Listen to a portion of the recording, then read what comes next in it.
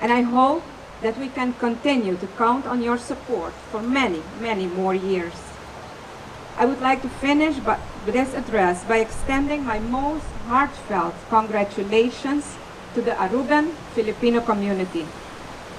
Binabati kita, Masha Fabieng.